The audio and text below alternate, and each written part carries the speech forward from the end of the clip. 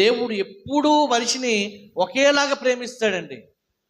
దేవుడు ఎప్పుడూ మనిషిని ఒకేలాగా ప్రేమిస్తాడు. వీడు అందంగా ఉన్నాడు, వీడు పొట్టుగా ఉన్నాడు, వీడు పొడుగ్గా ఉన్నాడు, వాడు అందంగా ఉన్నాడు అనే అలాగ మనిషిని పై రూపాన్ని చూసి లక్ష్య పెట్టే దేవుడు కాదు ఆయన.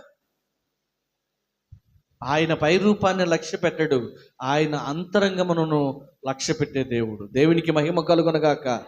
హల్లెలూయా. మనుషులు అయితే పై రూపాన్ని లక్ష్య పెడతారు.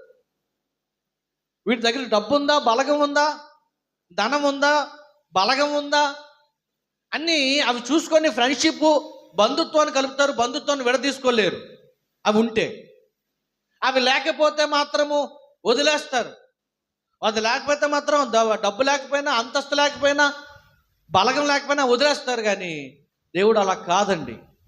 దేవుడు అలా వదిలేసే దేవుడు కాదు. నీ దగ్గర ఏమున్నా ఏమి లేకపోయినా సరే, నీ దగ్గర ఏమున్నా ఏమి లేకపోయినా సరే ఆయన